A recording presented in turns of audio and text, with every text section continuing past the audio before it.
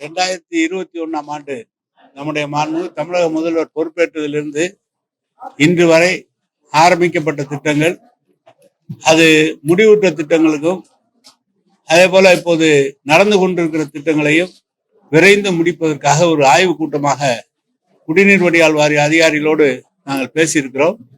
கிட்டத்தட்ட ஒரு பெரிய பெரிய திட்டங்கள் 4000 கோடி, 3000 கோடி, 2000 கோடி என்ற செலவழிக்கப்பட்ட திட்டங்கள் எல்லாம் வெகு விரைவில் முடிக்கப்பட்டு மாண்புமிகு தமிழக முதல்வர் அவர்களால் திறந்து வைக்கப்பட இருக்கிறது. திட்டங்களை முழுமையாக நிறைவேற்றப்பட்ட பிறகுதான் முதலமைச்சர் அவர்கள் திறந்து வைப்பார்கள். எனவே அதை விரைந்து முடித்து விரைவிலே மக்கள் பயன்பாட்டு கொண்டு வருவதற்காக ஒரு ஆய்வு கூட்டமாக இப்போது நடைபெற்றது. பெரும் வெள்ள காலங்களிலே இப்போது பார்த்தால் குறிப்பாக பெரியார் நதியிலிருந்து பெரும் வெள்ளம், மழை பெய்து வெள்ளம் வந்த பகுதி கிட்டத்தட்ட பல குடிநீர் திட்டங்கள் சேதமடைந்து விட்டன. அதை உடனடியாக சீரமைத்து மக்கள் தண்ணீர் கொண்டு சேர்ப்பதற்காக அதையும் ஆய்வு செய்து இந்த பணிகள் இப்போது அதிகாரியோடு பேசியிருக்கிறோம். தொடர்ந்து அதிகாரிகள் அவர்களோடு பேச இருக்கிறார்கள்.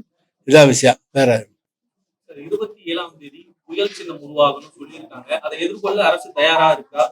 இப்போ சமீபத்திய தகவல் அரை மணி நேரத்துக்கு அதாவது முதலமைச்சர் அன்னைக்கு கூட்டத்தில் சொல்லியிருக்காங்க. முதலமைச்சர் எவ்வளவு பெரிய மழை வந்தாலும் எதிர்கொள்ள இந்த அரசு தயாராக இருக்கிறது என்று முதலமைச்சர் சொல்லியிருக்கிறார்கள். தேவையான அனைத்து பணிகளையும் செய்ய சொல்லி முதலமைச்சர் உத்தரவின் பேரில் எங்கெங்கெல்லாம் தண்ணீர் தேங்குமோ அங்கெல்லாம் உடனடியாக தண்ணீரை அகற்றுவதற்குரிய அதுக்கு மோட்டார்கள், டிராக்டர்கள், அதே மாதிரி அவர்களுக்கு பாதிக்கப்பட்ட மக்களுக்கு உணவு வழங்குவது, அவர்களுக்கு தேவையாக பால் வழங்குவது போன்ற அனைத்து திட்டங்களுக்கும் நம்முடைய முதலமைச்சர் உத்தரவின் பேரில் சென்னையை பொறுத்தளவு முழுமையாக அது தயார் நிலையில் இருக்கிறோம்.